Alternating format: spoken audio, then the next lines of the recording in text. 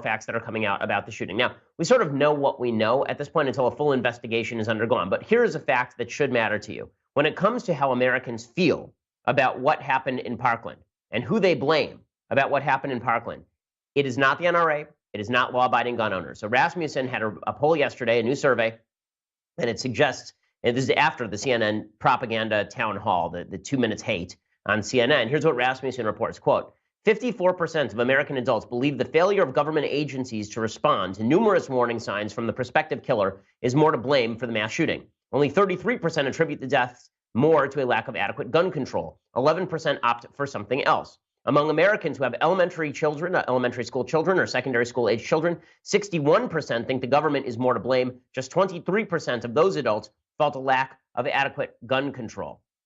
41% of respondents, by the way, say that they opt for stricter gun control. 40% say more action is needed to treat mental health issues. Only 50% of Democrats actually said that a lack of gun control was the real problem here. All of which is to say, whenever you see polls, there's some polls out today suggesting that even among Republicans, support for gun control is rising. You need to take all of that with a grain of salt, because that's like asking Americans, as I've said in the past, it's like asking Americans, are you for less government spending? The answer is always yes, but then you say, okay, what do you want to see cut? And suddenly Americans run for the hills. Well, the same thing is true with regard to gun control. People say, are you for more gun control? Most people go, yeah, sounds good. Why not? Keeps guns out of the hands of bad people. And then when you say, okay, well, that's going to mean we're going to ban all the rifles. Then all the Americans say, well, no, we're not going to do that. Then the polls suddenly shift. So specifics are very different from general propositions that are put forward in these polling numbers, all of which goes to show you that the media's attempt to paint this as the shifting point on gun control, it's just not true. It's just not correct. And the fact is that even Democrats are split on this. They don't want to talk about it, but they are. And that news is obvious since the Huffington Post reported yesterday morning that after the Las Vegas massacre, the Democratic Congressional Campaign Committee's regional press secretary, Evan Lukaski, actually wrote to candidates in the Northeast not to politicize the shooting. He wrote, quote, teams, last night's shooting will dominate the news today and will garner serious coverage the rest of the week. You and your candidate will be understandably outraged and upset, as will your community. However, do not politicize it today. Now, Lukaski was right. Politicizing shootings in the aftermath of shootings is bad form. And it's gotten even worse over the past week and a half. All the media reported this was just a grassroots movement that was happening on gun control. And now it turns out that the so-called March for Our Lives that's happening in Washington, D.C. on March 24th, at which some of the student witnesses and student survivors at Parkland are going to be the featured speakers, that this is now being backed by Planned Parenthood. It's being backed by Black Lives Matter. It's being backed by MoveOn.org. It's being backed by Everytown for gun safety. So all of these organized leftist movements are now getting behind these kids and astroturfing what is going to be a very large march in Washington, D.C. that results in virtually nothing. And the reason it's going to result in virtually nothing is, again, because the American people do not support this. The American people look at what happened in Parkland, and what they see is a failure of law enforcement, which is why yesterday, North Texas sheriff put out a notice that got him wide acclaim. The Denton County Sheriff Tracy Murphy told his deputies, quote, with the recent tragedy in Florida, I wanted to make clear my policy on responding to an active shooter. All commissioned deputies, if you respond to an active shooter, you are expected to take immediate action. We do not stage and wait for SWAT. We do not cover in a parking lot. We do not wait for another agency. We go in and do our duty. We go in to engage and stop the shooter and save lives. If for any reason you feel you cannot follow this directive, please inform your supervisor, and we will work to get you reassigned. Okay, this is the way that most Americans feel about what the authorities ought to be doing, even though the left wants to suggest that this was not a failure of authority. The left would prefer to jump into the debate on this moralistic level. The left would prefer to suggest that there's a moral failure that's taking part on the place of those who do not support widespread gun control. And that, of course, is not true. Marco Rubio is one of the people who's been hit hardest from that. Senator Rubio from Florida. You remember he was at that town hall 2 minutes hate on CNN, and he was shellacked by a bunch of the students. One of the students even comparing him to the mass shooter himself. Rubio put out a tweet today that I think sums up the state of our gun control debate. He said, quote, the debate after Parkland reminds us we the people don't really like each other very much. We smear those who refuse to agree with us. We claim a Judeo-Christian heritage, but celebrate arrogance and boasting. And worst of all, we have infected the next generation with the same disease. Now, he's getting ratioed, right? There are a bunch of people on the left who didn't like that he said this. There are a bunch of people who thought, oh, it's just terrible that he would say something like this. But he's 100% correct. The fact is that the left has turned this into a referendum on the moral character of people who disagree with them, and most Americans are not up for that. Most Americans are not interested in castigating their fellow Americans as murderers and murderer supporters, which is why it's really fascinating There have been a bunch of corporations that have disassociated from the NRA over the last week. There was a poll out today from Morning Consult that showed every single corporation that disassociated from the NRA in the aftermath of this gun control debate has been losing public support, because they'll gain 4 or 5 points in public support from Democrats. They'll lose 60% of public support from Republicans who feel like they're under attack. And the reason Republicans feel like they're under attack is because they are under attack.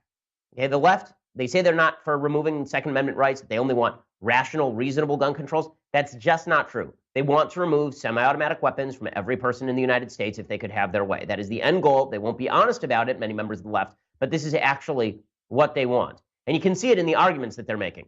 So today, the New York Times has a full piece about how the AR-15 is essentially military technology in the hands of civilians. Well, that's true of any semi-automatic rifle.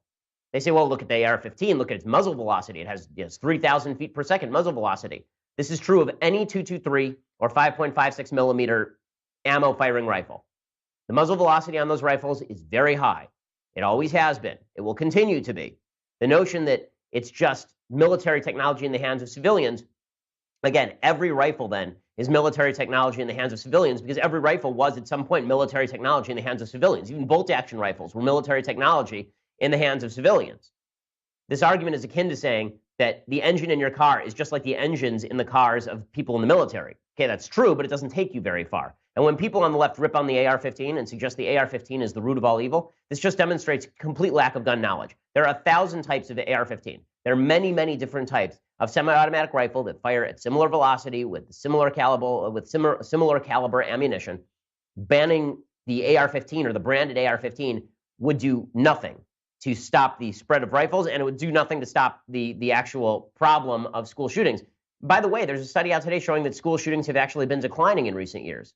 Not increasing, declining. We're not allowed to talk about these statistics, of course, because to do so is seen as somehow undermining the case in favor of pushing against school shootings. But the reality is that just as gun violence in the United States has declined markedly from its highs in 1992, 1993, school shootings have been declining in recent years pretty rapidly.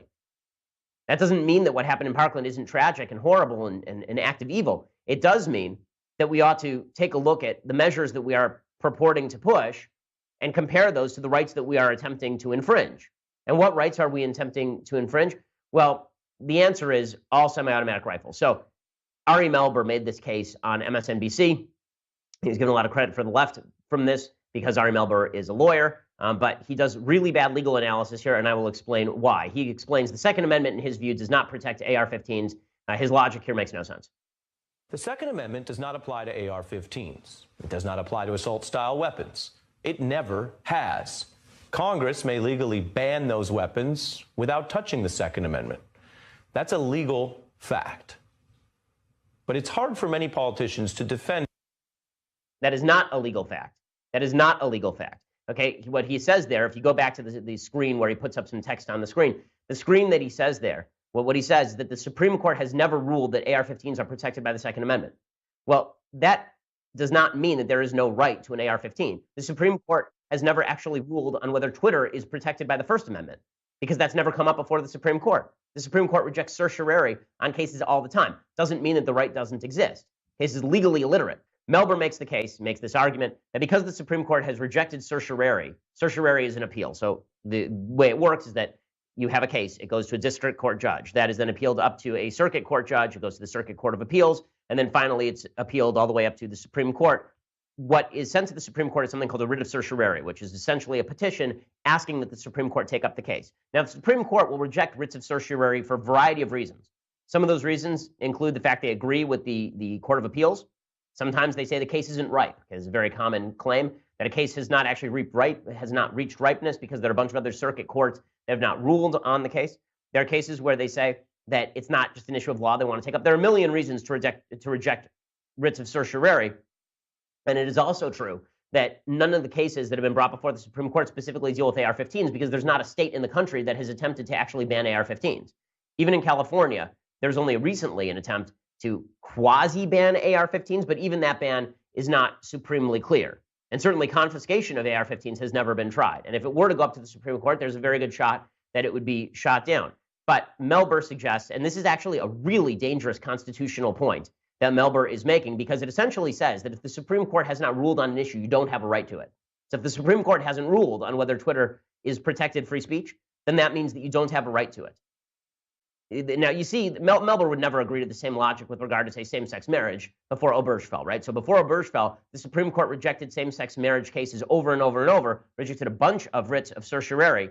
And would Ari Melber have said there is no right to same-sex marriage at that time? No, of course he wouldn't have said that. He would have said, in my view, there's a right to same-sex marriage. It's inherent in the text of the Constitution. And just because the Supreme Court has not accepted the case yet doesn't mean the right doesn't exist. In fact, the reality is that under the 9th and 10th Amendments, the Constitution explicitly states that rights that are not overtly stated in the Constitution of the United States itself are still rights that are held by the people.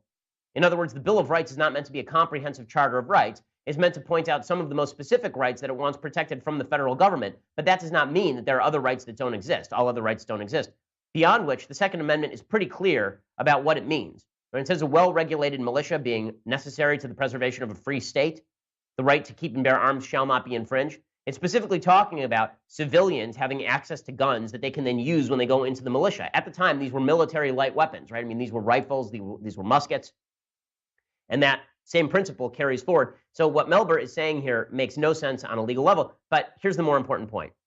When Ari Melber says he wants to ban an AR-15, when the New York Times points out the AR-15, that means they want to ban every semi-automatic rifle in the United States, because there is no serious distinction between a Bushmaster 223 and an AR-15. There is no significant distinction between Springfield rifle and an AR-15. Yeah, there are 1,000 types of rifle, all of which fire the same sort of caliber ammunition. And just because some look scarier than others doesn't mean that they are less scary than others, which is why when you take a course in guns, the very first thing they say is that, of course, you don't fire it anywhere near a person. Of course, you don't fire it at something you're not willing to destroy. Rifles are meant to do damage. Rifles are meant to kill things. Rifles are meant to destroy things. They're meant to kill people, presumably people who are bad who come into your home. But a rifle, as a tool of killing, that does not mean that a rifle itself is so inherently dangerous that we have to ban all of them. This one-to-one correlation the left attempts to draw between the number of guns in a particular society and the level of murder in a particular society just does not hold. And that's particularly true for rifles. More people are killed by hands and fists every year in the United States than are killed by rifles in the United States.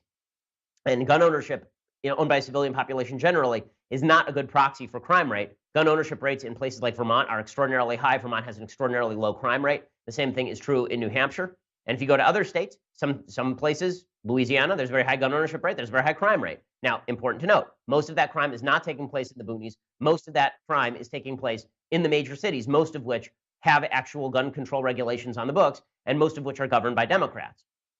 All of which is to say that the simplistic attempt to draw a point of concurrence between a cross point of data between gun ownership and murder, that doesn't really hold. It doesn't really hold. It doesn't even hold in Europe, by the way, where Norway has many more guns per civilian than Britain does, and Britain has twice as bad a murder rate. So these things just this